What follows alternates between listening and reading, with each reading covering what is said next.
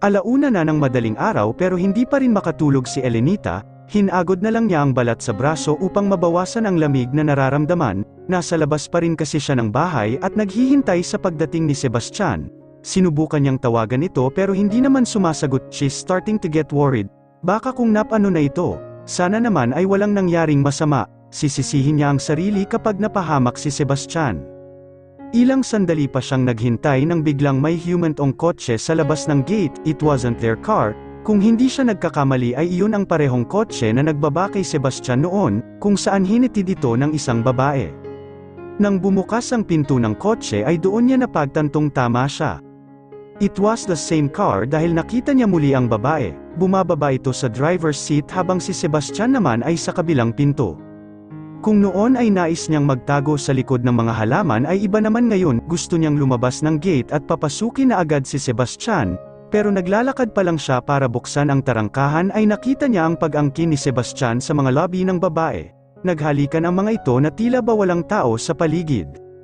Invisible ba siya, pero naroon lang siya, nakatayo at akma nang bubuksan ang gate tapos hindi siya napansin ng mga ito. She wanted to run but she really just can't. Mabigat ang mga paa pero binuksan pa rin niya ang gate. It was then that the two stopped kissing, parehong lumingon ang dalawa sa kanya. She held her chin up, sa susunod ay tumawag ka man lang at nang hindi mag-alala ang mga tao rito sa bahay. It was all she needed to say before she stepped back and walked towards the house. Narinig pa niyang tinawag siya ni Sebastian pero hindi na siya lumingon pa, naglakad na siya pabalik sa loob ng bahay. Iyon lang ang pagkakataon na naramdaman niya ang ganoong tila pagtarak ng punyal sa kanyang dibdib. Iba ang pakiramdam niya nang nakita niya si Sebastian at ang babae sa gate noon. She just felt awkward about the kiss, pero ngayon, iba na, nakakaramdam siya ng sakit ng galit. Nasa may pinto na siya ng kanyang silid nang naramdaman niya ang pares ng kamay na yamakap sa kanyang bewang. Hindi na kailangang itanong pa kung sino ang lalaking iyon, braso pa lang nito ay kilalang kilala na niya. Nang hinarap niya ito ay agad bumungad sa kanya ang amoy ng alak sa katawan nito. Sebastian, itutulak na sana niya ang mga kamay nito nang hawakan siya nito ng mas mahigpit. Ikaw ang tinitiktikan namin, ramdam niya ang init ng hininga ng lalaki sa kanyang leeg. Sa isang iglap ay para siyang sinilaban sa pag-init din ng kanyang katawan. Hindi ka maaaring magsinungaling sa akin. Hinawakan siya ni Sebastian sa balikat at hinayla patungo sa kwarto nito. Sebastian easily pushed her inside the room. She was about to complain nang sa isang iglap ay sinakop ni Sebastian ang kanyang bibig. She has been kissed by him for a few times pero iba ang uri ng halik ni Sebastian ngayon, may bahid ng pagmamadali at tila dahas. Galit kaya ito? Sebastian, lasing ka, pero hindi nakikinig ang lalaki, mas naging mainit ang lobby nito. She was pinned to the wall, helpless of all his advances. He stopped for a while and stared at her in the eyes. He looked kind of tired, maybe because of alcohol. You were waiting for me, anes ng binata. You were kissing another woman. She sounded like a wife but it was true. Hindi niya gusto ang nakitang pakikipaghalikan ni Sebastian sa iba. Gumapang ang labi niya sa isang ngisi. Ikaw nagseselos kami. Sabi mo gusto mo ako, pinili mo si Bernard. Hindi ko siya pinili, pagkatapos ay piliin mo ako. Uminit ang kanyang pisngi sa sinabi ni Sebastian, hindi na rin niya magawang sagutin pa ang sinabi nito dahil muli na naman siya nitong pinaghahalikan. Hindi niya maitatanggi, unti-unti na siyang nag-agapi ng kagustuhang sagutin ang mga halik ni Sebastian. His mouth is doing wonders on her lips. Pakiramdam niya tuloy ay parang nalalasing na rin siya dahil sa lasa ng alak sa bibig nito. Ilang segundo pang magkahinang ang kanilang mga labi, nang naramdaman niya ang pagsapo ni Sebastian sa kanyang dibdib. He playfully kneaded her chest and softly brushed her. Iyon lang at tuluyan nang nag-api ng mga sensasyong pinaparamdam sa kanya ni Sebastian, kaya naman sinagot na rin niya ang mga halik nito. She was kissing him with all the passion she has inside her body. Ramdam na ramdam niya ang mas umiinit din nitong mga halik, not to mention ang nagsisimulang tumitigas nitong batuta na bumubundol sa kanyang puson. She should be scared, pero hindi yun ang nararamdaman niya. Ang totoo ay unti-unti siyang nakakaramdam ng excitement sa mga posibleng maganap. Handa naman na rin siya, ilang pagkakataon na rin niyang sinikil ang sarili. Alam niyang gusto na rin niya si Sebastian pero nagpipigil lang siya dahil nga mali, pero hindi siya si Serena, siya si Elenita, at sa gabing ito ay magiging totoo siya sa sarili. Natagpuan na lang niya ang sariling tinutulungan si Sebastian na maghubad ng damit. Para kasing hindi na nito kayang buksan ang butones ng kanyang pantulog. Nang matanggal na ang kanyang damit ay masuyong hinalikan ni Sebastian ang kanyang mga dibdib. Palay-patlipat na tila ba isang uhaw na sanggol, it was her first time to experience such pleasure, hindi niya mapigil ang mapaarko ang katawan lalo na't nilalaro ng dila ni Sebastian ang tuktok ng mga iyon. Ilang sandali pang pinagpala ni Sebastian ang kanyang dibdib nang nagsimula itong ibaba ang halik papunta sa kanyang tiyan at puson. He then slid her pajamas down and later her undies. A naughty smile appeared on Sebastian's lips as he nakatitig sa kanya. "Huwag mo akong tingnan ng ganyan," saway niya rito. "Maganda ka," iyon lang at hinakawan na ng lalaki ang kanyang bewang at saka inilapit ang mukha sa kanyang kasalanan. She gasped as his lips made love with her. He playfully licked and tasted her like she's a sweet delicacy. Itinigil ni Sebastian ang ginagawa at itinulak siya patungo sa kama. He laid her down and raised both her legs to expose herself more. Sinubukan niyang isara ang mga hita pero mahigpit na hinawakan iyon ng lalaki. "Gusto kitang malasahan." He didn't need any approval dahil nagsimula na naman siya nitong tikman. He kissed her folds and sucked the hell out of her. Sebastian, at nang inakala ni Elenita na iyon na ang pinakamasarap na pwede niyang maramdaman kay Sebastian ay nagkamali siya, mas lalo pa siyang nabaliw ng nilero nito ang kanyang hiyas gamit ang dila nito. Halos mapasabunot si Elenita sa sensi asong lumukab sa kanyang katawan, pakiramdam niya tuloy ay tila nililipad siya pataas, para niyang inaabot ang isang bagay na di niya maaari, at nang mas lalo pang pinag-igihan ni Sebastian ang ginagawa ay doon na siya napasigaw. "Sebastian," her body convulsed and her mind went blank, para kasing may sumasabog na mumunting fireworks sa kanyang kaibuturan dahil sa tindi ng pinalasap sa kanya ng lalaki. Pagkatapos ay napagtanto niya ang nangyari. She did come, at si Sebastian ang may gawa noon. Nang hihinang napahiga si Elenita sa kama habang patuloy si Sebastian sa pagtikim sa kanyang hiyas, at nang matapos siya ay tumingin ito sa kanya at ngumiti. "You taste so good," anes nito, nagsimulang lamambat ang kanyang mga mata. She knew she had to do something for him, ganoon naman dapat di ba, pero ang tanong ay hindi niya alam kung papaano. She's never done anything with other men. Ngayon lang kay Sebastian lang, but she needed to be brave, alam niya yon, kaya naman nang humiga si Sebastian sa kanyang tabi ay inihanda na rin niya ang sarili. She needed to be ready when the time comes that he'll take her. Huminga siya ng malalim at naghintay, pero nakailang minuto na ang lumipas ay hindi pa rin nag-i-initiate si Sebastian, kaya naman napilitan siyang bumangon at tingnan ito. At nandoon siya, yung lalaking nakasamba lang sa katawan niya, natutulog ng mahimbing. Napangiti na lang si Elenita at hinaplos ang mukha ni Sebastian. Hindi niya akalaing magpaparaya siya sa lalaking kinaiinisan, pero wala na siyang pakialam pa, hindi niya pinagsisisihan ang pagpapaubaya kay Sebastian. Tinitigan pa niya ng ilang segundo si Sebastian bago nagdesisyon na bumalik na sa sariling silid. Kinantalan niya muna ang binata ng halik sa lobby bago tuluyang tumayo. Pero bago pa man siya makahakbang ay muli niyang naramdaman ang pares ng kamay sa kanyang baywang. Hinila siya ng lalaki pabalik sa kama, napakahigpit ng yakap nito sa kanya habang nakapikit pa rin ang mga mata. Napangiti siya, maybe he does really want her to stay. At nang sinubukan niyang muling makawala ay mas humigpit pa ang yakap ni Sebastian sabay sabing, "Hindi mo pwedeng magustuhan si Bernard, please be mine because I am yours." Tahimik na nag-aagahan si Elenita kasama si Mama Anselma pero wala sa pagkain ang kanyang atensyon. Muli kasing naglaro sa isip niya ang nangyari kagabi, hindi pa sila nag-uusap ni Sebastian, mukhang nasa kwarto pa ito at tulog. Bahagyang lumakas ang kabog sa kanyang dibdib. Hindi naman sa di niya kayang maharap si Sebastian, pero hindi mawala sa isip niya ang pag-aalinlangan. Sebastian is still Sebastian, and he does everything he wants. Malalim yata ang iniisip mo. Napaangat siya ng tingin at sinalubong ang mga mata ni Mama Anselma, mukhang nag-aalala ito kaya naman ipinakita niya ang isang matamis na ngiti.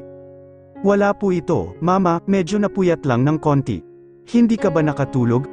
Medyo lang po, dahil sa anak niyo, pero ayos lang po ako." "Sigurado ka, kasi plano ko sanang isama ka sa opisina mamaya, ipapakilala kita sa board." "Ano hong board?" "Ang mga may posisyon sa kumpanya, ipapakilala kita sa kanila." At tama, hindi pa pala siya natatapos sa pagiging si Serena. Siguro ay dapat siyang maisip ng paraan para matigil na ang pagkukunwari.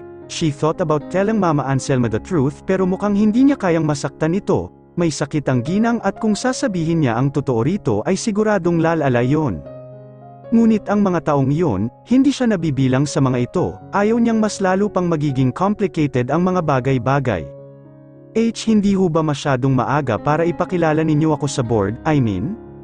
Hindi naman, Santiago ka na ngayon, pamilya tayo and that makes you one of the owners of Mijares Group of Companies. Pakiramdam ni Elenita ay sumama ang sikmura niya sa narinig. Sa bawat minutong namamalagi siya sa mansyon ay mas lalong nagiging magulo ang mga bagay-bagay. So, are you coming? Muling tanong ng ginang sa kanya. Papapuntahin ko siya, Mama, o hindi, bakit ba tuwing agahan na lang ay may drama sa hapag, and it always involves her and Sebastian, at ano raw he will make her cum este calm. Napaka-double meaning lang, humalik si Sebastian sa pisngi ng ina, pero nang tumayo na ng diretso ay sa kanya na nailipat ang mainit na titig ng mga mata nito, hindi tuloy niya mapigil ang mag-init ang mga pisngi.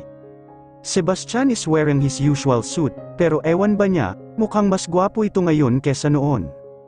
Oh, you're here, anak, have a utos ni Mama Anselma sa anak. Inaasahan niyang umupo si Sebastian sa katapat na silya dahil iyon ang pwesto nito sa hapag, pero ganoon na lang ang pagkabigla niya nang naglakad ang lalaki patungo sa kanya, he pulled the chair exactly next to hers. Ano bang trip nito, mabuti na lang at mukhang di naman yun napansin ng ginang, nagpahid lang ito sa labi gamit ang table napkin at hinarap si Sebastian. Like I was saying, isasabay ko mamaya si Serena sa board meeting, it's about time na makilala siya. Tama ka, Mama, she should come, magre-react na sana siya nang naramdaman ang isang kamay ni Sebastian na pamatong sa kanyang hita, agad siyang naalarma dahil baka makita yun ni Mama Anselma, pero dahil na rin siguro mataas ang mesa ay mukhang wala namang napapansin ang ginang nagpatuloy lang ito sa pagkain. At ang aga-aga ay kung ano-ano na ang pinaggagawa ng lalaki. Sinubukan niyang alisin ang kamay nito pero hindi ito nagpatinag, nagpatuloy lang ito sa paghimas ng kanyang hita.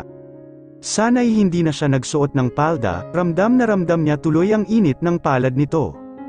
Sige na nga, hanggang hawak lang naman siguro ay pinapaalala lang nito sa kanya ang nangyari kagabi sa pagitan nilang dalawa, pero ang totoo ay hindi naman na nito kailangan pang paalalahanan siya, mukhang mahirap para sa kanya ang basta-basta na lang kalimutan ang first experience niya sa lalaki. Medyo nasanay na siya sa maya-mayang pagpisil ni Sebastian sa kanyang hita, pero ang hindi niya inaasahan ay ang pagiging mas mapangahas pa nito. He slowly moved his fingers up under her skirt, tisang natatakpan ng panty niya ang ibabang labi niya. Pinandilitan niya ng mata ang lalaki pero mukhang wala itong pakialam, he was even enjoying his breakfast using his other hand. Agad na lumakas ang pintig ng kanyang puso, napatingin siya kay Mama Anselma ngunit tila wala pa rin itong napapansin sa ginagawa ni Sebastian sa kanya. At ang damuho, mas lalo pang pinag-igi ang pagsalat ng daliri nito sa kanyang kaangkinan kahit pa sabihing may nakaharang na underwear. Ramdam niya ang bawat galaw ng daliri nito, hindi pwede, she won't take any risk, mas mabuti pang umalis na lang siya sa mesa.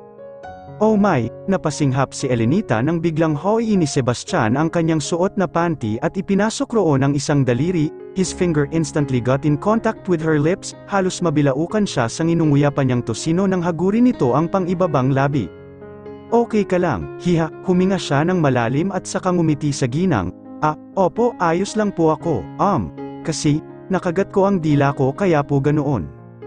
Mag-ingat ka, dahan-dahan sa pagkain, paalala sa kanya ni Mama Anselma. Shocks, nagmukha pa siyang masiba sa mata nito, pero ayos na yun, at least di nito napapansin ang nangyayari sa ilalim ng mesa. Ouch talaga si Sebastian, kung ano-anong ginagawa sa kanya. Ibinaba niya ang kamay at akmang pipigilan ang binata, she held his wrist and tried to push it away but he was taking none of it. Mas lalo pa nitong pinag-igi ang paglalaro sa lobby ng kanyang hiyas, napakuyom na lang siya at napakagat labi. Ilang segundo pa ay mas lalong naging mapangahas si Sebastian, he's slowly moving his finger and rubs her, doon na nahigit ni Elenita ang hininga, he was playing with her clit and acting as if everything is alright, patuloy lang kasi itong nakikipag-usap kay Mama Anselma habang siya naman ay mahimatay na sa sensasyong pinapedama sa kanya ng damuho. Sabihin ng mali pero hindi may kakaila ang sarap na dulot niyon sa bawat hibla ng kanyang pagkatao. Ilang beses pa nitong hinagod ang kanyang hiyas nang maramdaman niya ang pamamasa nito, isang ebidensya niyon ay ang mas madulas na paglaro ni Sebastian sa kanyang hiyas. Napalingon siyang muli sa lalaki, he wasn't even looking at her, he was eating and still talking to his mother. Ilang sandali pa ay hindi na mapigilan ni Elenita ang nararamdaman, sasabog na ang namumuong sensasyon sa kanyang kaibuturan. Muling napahawak si Elenita sa kamay ni Sebastian pero hindi para pigilan ito, nagsisimula na kasi siyang labasan at kailangan niya ng makakapitan para mapigilan ang sariling umungol ng malakas. Oh, indeed, she came, napapikit na lang ng mariin si Elenita habang dinadama ang pagkibot ng kanyang hiyas, dahil sa ginawa sa kanya ni Sebastian, kasabay niyo ng tuluyang pag-agos ng katas mula sa kanyang hiyas. Nang hihina man ay pinilit niyang lingunin si Sebastian para sana tapunan ito ng masamang tingin, pero ang tanging nakikita lang niya ay ang mapang-akit nitong mga mata at mga labing nakangisi. Kahit ano pang inis niya sa ginawa nito ay hindi niya maikakailang nagustuhan niya yon, kahit sa ang anggulo tingnan ay maling-mali iyon pero totoong nagustuhan niya ang palihim na ginawa ng lalaki sa kanya. Elenita, nasisiraan ka na, she needed a breather, talagang maluloka na siya roon. Kahit nanghihina pa ay inihanda na niya ang sarili upang makatayo at umalis na sa hapag, agad siyang nagpaalam at umakyat na sa kwarto niya. Nang marating ang kwarto ay mabilis niyang isinara ang pinto upang hindi na sumunod si Sebastian, baka kung ano pang gawin pa nitong kalokohan. Naghintay siya ng ilang sandali pero walang kumatok sa kanyang pinto.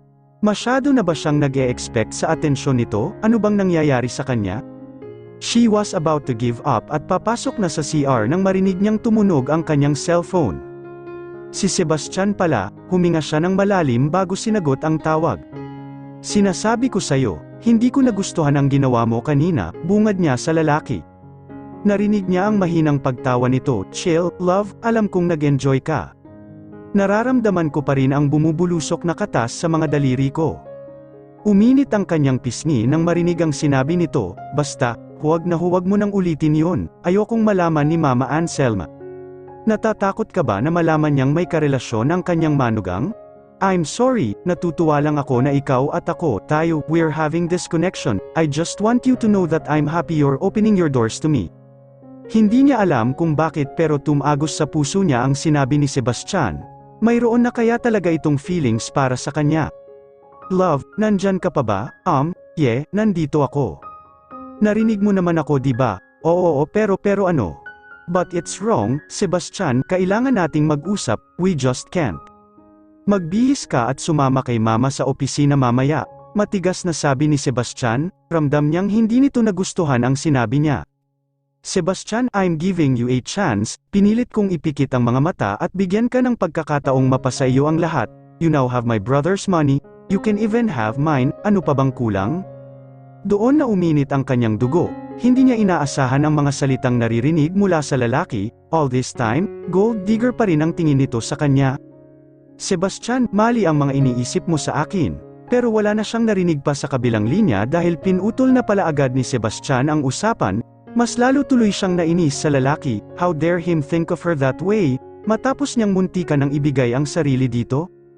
Isa pa rin siyang asshole, pero siya, ano ba siya, hindi ba't mas malala kay Sebastian, sinungaling, manloloko at oportunista, hindi pa kasali roon ang sekreto niyang isa siyang suspect, mas malala ka, Elenita, Arg, ano na ang gagawin niya? Gulong-gulo na siya sa